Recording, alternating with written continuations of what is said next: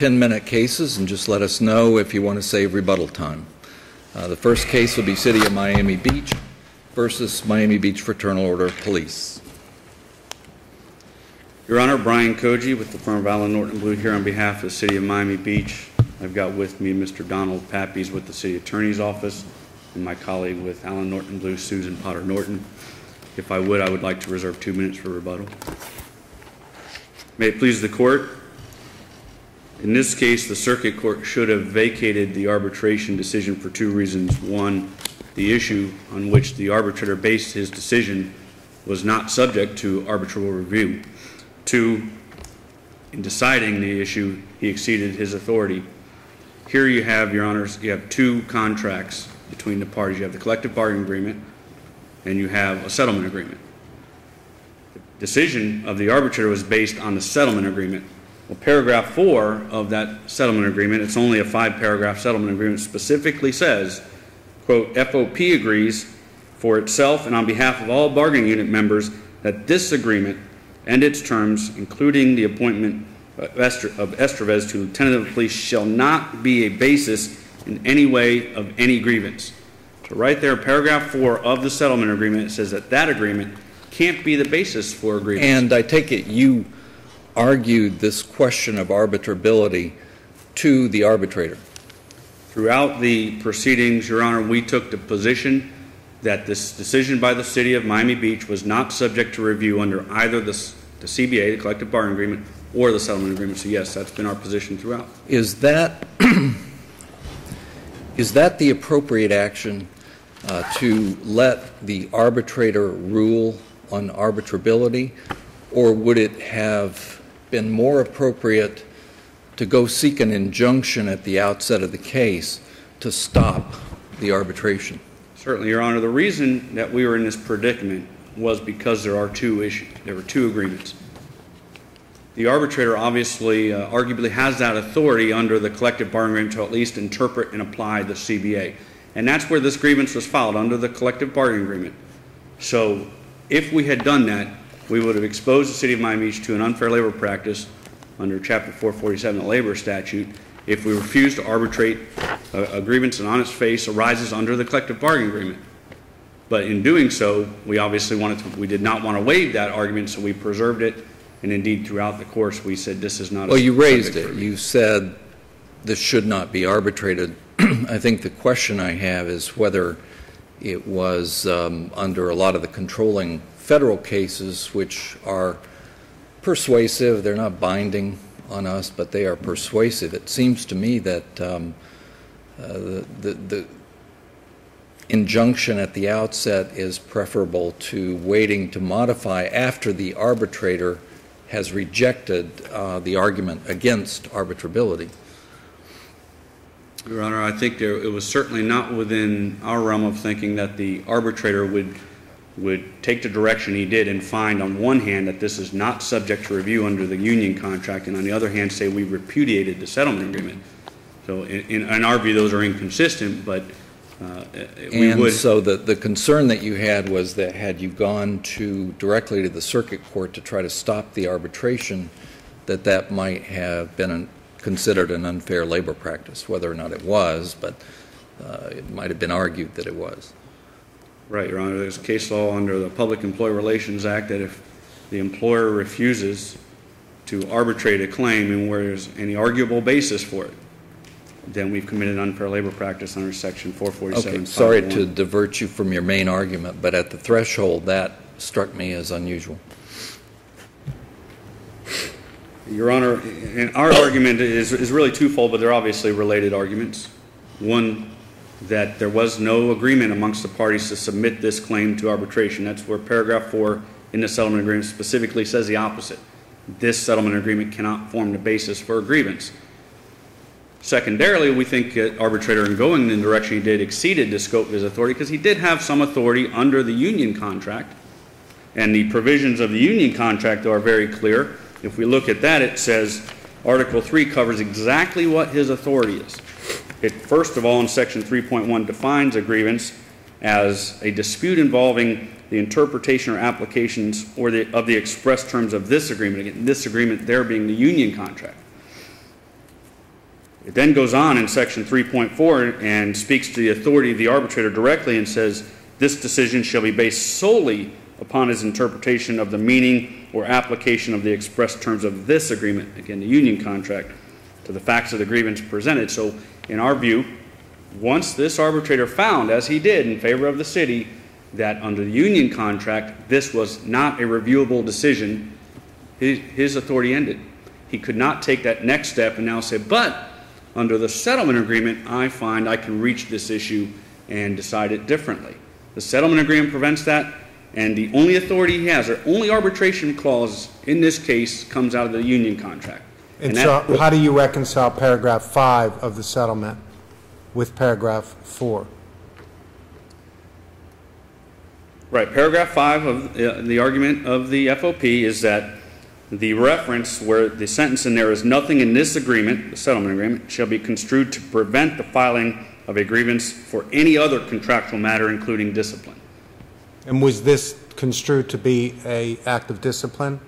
No, in fact, the arbitrator found to the contrary. That was the argument of the FOP throughout, and on that point, the arbitrator found that the city had unfettered discretion, unreviewable. So but I understand that, but I believe that it was the arbitrator's position that the demotion itself was discipline as a result of the July 3rd incident, coupled with the prior investigation that was the subject of the settlement agreement. That was my reading of the arbitrator's report. The arbitrator... Am I wrong about that? Well, the arbitrator in the decision on page 7 says that the bargain in the union contract between the FOP and the city was that the city get, quote, unfettered discretion. No, and I understand that. What I'm saying is that the arbitrator construed this action as discipline as a result of the July 3rd incident and the prior incident that was under investigation, and that's why he decided as he did. I would disagree with that interpretation. I'm not sure it's clear, but what our reading of the arbitrator's decision is that he was troubled by the fact that the settlement agreement settled the prior lack of promotion, right, and then subject that to a probationary period that we have unfair discretion. It's as if you had entered into a contract and then we had complete discretion, and the next day we used it to undo the entire contract. That's Correct. not what we did here, but he's saying it wasn't because we looked at things that predated the settlement agreement. Yeah, help us understand that, because the look back to the pre-settlement conduct is troublesome. I mean, if that was the basis for the settlement and the grievance, and those are integrated, merged into the settlement agreement, and suddenly someone is raising as one of the grounds for demotion these prior incidents, that would seem to vitiate the settlement, reopen it, and make it grievable again. Your Honor, and my response to that is twofold. First of all, as to the merits of that, our position is that if there's an issue there, it wasn't for the arbitrator. If there's a breach of that settlement agreement, the real issue is who gets to decide that. Right. It's not the arbitrator. The settlement agreement says that. But going to the points on the underlying merits of the case, this is not a case where we turned around 2 days after we promoted Lieutenant Estevez and demoted him based upon something that happened before. There was an intervening event. There was also an IA report that was completed after the settlement agreement. The settlement agreement specifically spells out if there was a risk here, the parties negotiated, and it specifically spells out that he has to serve a probationary period that's non-reviewable. We're not going, nowhere does it suggest that we're going to ignore everything that's happened throughout the history of Lieutenant Estevez's employment. Well, but that seems to be implied. If you reach a settlement agreement that says that the individual will be promoted to lieutenant, will have to serve a probationary period, and you don't include in there the provision that, but look, we're not going to forget the prior investigation and might still use that. You might not be reaching a settlement agreement at all. I mean, who would settle that way? Who would say, I'm going to let you use my prior conduct during my probationary period as a lieutenant? The internal affairs investigation that was occurring had not been completed. The state attorney was conducting a criminal investigation. That had been completed. The parties were aware there were not going to be criminal charges at the time. But what hadn't happened was the internal affairs investigation. So, well, then what was the settlement? How could you call it a settlement agreement if you didn't settle anything? Settlement agreement was the union. You did describe it as a settlement agreement, did you not? It is a settlement agreement. So what is it that you settled? What was Lieutenant Estevez was given the opportunity for 9 months to prove that he was worthy of that position. But with the sword of Damocles in the form of the ongoing investigation hanging over his head? Well, it's speculation, but there's certainly nothing that would suggest that had there not been any intervening event, that in and of itself would have led to him being demoted down. That sounds like an illusory settlement agreement. Well, again, Your Honor, if it's a breach of good faith and fair dealing, which is what the arbitrator finds, it's not for him to decide. There's another mechanism for that. But it was actually placed before him. You argued it before him, right? No, absolutely not, Your Honor. We took the position throughout that he could not review this decision. He certainly couldn't do it in a union contract, certainly couldn't do it in a settlement agreement. But you took no action to prevent his actual review of the matter and the participation in arbitration, as Judge Salter suggests. I'm not sure what we could have done without exposing ourselves to an unfair labor practice, Your Honor. Okay, we've asked you lots of questions. We'll give you some rebuttal time. Thank you, Your Let's Honor. hear from the other side. May it please the Court, I'm Robert Buchel. I represent Mr. Estevez and the Fraternal Order of Police, the appellees in this matter. The city wants to start with the collective bargaining agreement and then end the analysis there. But the settlement agreement with the FOP and Estevez and the city carves out an extension and an exception to the collective bargaining agreement. The arbitrator's opinion construing the operative document, which is the settlement agreement, is a document that's allowed to be considered under the statute for arbitrations. It is a codicil, it is a supplement, if you will, it is a contract, and you place that contract on top of the collective bargaining agreement. It is in that agreement and in paragraph 5 that clearly gives the arbitrator jurisdiction to review the settlement agreement itself. It is a contractual matter, the collective bargaining agreement, because if there is a grievance, we go to Florida Statute 447, we go to the collective bargaining agreement, and it says this is how we handle grievances. Well, it would give him the authority to determine matters that are grievances under the union contract. Yes. By virtue of the language in the settlement agreement. Correct. But you don't disagree that if this was a normal, typical demotion based on a failure to comply or failure to perform as a lieutenant, that there would be no arbitrability here, right? Our argument would be weaker, but I'm not willing to concede absolute, because the city's position in their brief is there was sole discretion, complete discretion, wholly discretion. But if you look at the arbitrator's opinion, he refers to a Fifth Circuit case that says that when you have no strike provisions in a public contract, it really tips the scale in favor of the employer. You can't have absolute discretion because you see the illusory contract that can be created. Meaning that the city would have had some duty to show and illustrate the failure to perform in that capacity? Is that what you mean by that? Some notice along the way, and the policies and procedures of the city's manual says you're going to get notice along the way. You're failing. You're not showing up for work. You're not doing your job as a lieutenant. You need to improve in these areas. Otherwise, you're not going to make it through probation. The arbitrator didn't seem concerned about the failure to give notice. No. But we're talking about facts then, and this is a really high standard once we're in arbitration. The arbitrator can be wrong on the facts. The arbitrator can be wrong on the law. Right. I would even argue that it is higher than a clear abuse of discretion, which who knows how high that standard is. Can I ask you about paragraph 5 of the settlement agreement, because I need you to clarify something for me. Please. Because it says in part, nothing in this agreement shall be construed to prevent the filing of a grievance for any other contractual matter, including discipline. Now, I'm going to assume that the use of the word other meant not including this settlement agreement. Did it not?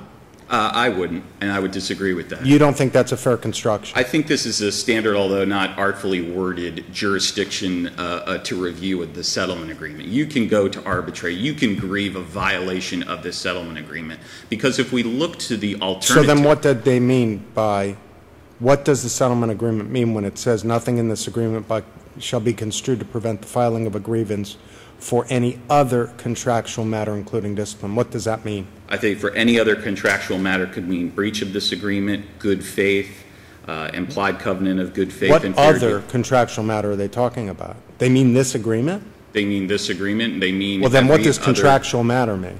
contractual matter means this, and the collective bargaining agreement that this supplements. Well, then why would they use the word other contractual matter? Why wouldn't they take the word other out? I concede it's not artfully worded. You don't think it intends to exclude this settlement agreement? What else would it mean? What other document could it mean? And if we take an alternative, we say, what's the alternative? We're not allowed to go to court to enforce this agreement. We're not allowed to go to arbitration to enforce this agreement. We're left with an illusory contract. Remember, this settlement agreement was born out of a grievance. Well, that's the rub, I think, is that you have a grievance which gives rise to a settlement agreement, and it's in a forum. And we think of an action to enforce a settlement agreement normally as being something that occurs in that forum, that forum had the experience with the matters that were merged into the settlement agreement. So we may think that way, but it doesn't seem explicit here. And if it is ambiguous and not spelled out, then which way the presumption goes with stay in the same forum, stay in arbitration. Every case that Is there a case on that? No, but every case that the city relies on in making a distinction where there's one contract that said arbitrate, but a second contract, those were that does not. There's a separate and distinct two different contracts. There's no real case on point that says if you're litigating the breach of a settlement agreement that's born out of a grievance process that's meant to end in arbitration, which is where the settlement agreement would have ended if there were no settlement, why do we suddenly have to go to court? In fact, if we went to court, it may be speculation, but fair speculation, the city would have objected that we didn't exhaust our administrative remedies. I think in essence we have the city just not liking the merits of our argument and the arbitrator's conclusion, which is I've considered the settlement agreement, the two considerations, the overtime investigation and the famous ATV incident where Sergeant Estevez, or then Lieutenant Estevez, was not even on duty when that happened. So I think the analogy is at-will employment. You could be demoted for any reason, just not a wrong reason. You can't be demoted. These are the reasons you gave, and they're provably false. It's in front of the arbitrator. He made these factual findings, and it can't. What do you say to their argument that the look back to the overtime investigation was not improper, didn't reopen a grievance because it had not been resolved at the time of the settlement agreement? I think you can understand how the arbitrator responded to that, which was you promoted him while this was pending. It was good enough to promote him. Now you're using it to demote him. That's Well, a they pretext. also said that there was no reservation of a right. So I suppose that's another aspect of that. There needs to be an overarching good faith basis when you enter into any contract. We're going to promote you, sir, and you're going to get every good chance to make due. We promoted him to resolve the grievance that he had filed. Was the grievance with respect to the investigation, remind me? Which one? The The original one that grievance? resulted in the settlement agreement? Yes. Yeah. That he was improper. He was number one on the lieutenant's list and was not properly promoted or failed to be promoted due, and the response was, you're under investigation. Thank you. Hang on Oh, just I'm one sorry. moment. Why wouldn't we interpret the last sentence of paragraph 5, nothing in this agreement shall be construed to prevent the filing of a grievance for any other contractual matter? Why shouldn't we read that to mean it's simply preserving the other terms of the CBA that are not inconsistent with this settlement agreement? Because they still would have, we would have no enforcement mechanism to enforce this agreement. And if there's no enforcement mechanism of a settlement agreement, there's no consideration to enter the agreement. It is illusory. You mean you believe you would have no enforcement forum? Correct. Why wouldn't it be like any other contract that you could simply take to circuit court and enforce? They told you we can't. Collective bargaining. Thank you. Rebuttal? Couple of points on paragraph 5, Your Honor. It means exactly what your last question just indicated. There are 20 other articles in this union contract. Lieutenant Estrevez's pay, overtime scheduling. We're not trying to settle those, and he can grieve them. No, but the last phrase of that paragraph is including discipline. And Correct, and discipline is exactly how the arbitrator construed this. Well, I disagree, Your Honor. He said that on that, the arbitrator specifically says that the union's contention that the city used the discretion to make an end run around the contractual safeguards, applying the discretionary language, excuses the city from extensive limitations imposed on police officer discipline, avoids the safeguards imposed by the contract. And it goes on, however, that end run is exactly what the language permits. One must allow that such extensive discretion was exactly the intended end product of the CBA negotiations. So he rejects that. And here he rejects that, but then he goes back and says essentially there's no good faith from the settlement agreement. But I want to also bring it to the point, this was Employers Exhibit 3 in the arbitration proceeding. It's, I believe, page 159 of the record, volume 1. But in that, the union attorney that was negotiating, going back and forth on this settlement agreement is the one that suggested the sentence in paragraph 5. And in that email from the union attorney, which was Kathleen Phillips at the time, to the city, she says, he's asked to review the contract. They look fine to me, except we would like a clarification in paragraph 3 to make it clear that while the issue of passing probation is a decision which the chief makes, which is not grievable, any other issues affecting these employees could be grieved while they're in their probationary status. So we suggest adding the following language, and then in that sentence, nothing. And the city responds, okay, but we'll add it to paragraph 5. So here, it's exactly what we're arguing, that we're not trying to settle or waive his right to grieve other contractual matters in which you already have the right to grieve and arbitrate. On the point of, well, the settlement agreement arises from this dispute, so if there's a dispute over the settlement agreement, it should go back to the same form. That's subject to negotiation. Paragraph 4 of the settlement agreement specifically says the opposite. This agreement cannot form the basis for agreement. So had they wanted that, we could have negotiated, put it in, but it wasn't. In fact, it was negotiated the opposite. So, do you concede that if the arbitrator is not the proper forum, that the proper forum is, in fact, in the circuit court? if they want to challenge the enforceability of the settlement agreement, they should have to go to circuit court. And you agree that's a proper forum? I can certainly say we would raise paragraph 4 of the agreement that it's not a reviewable decision. But if it's reviewable, if it's reviewable at all, circuit court. Thank you. Thank you. Thank you all.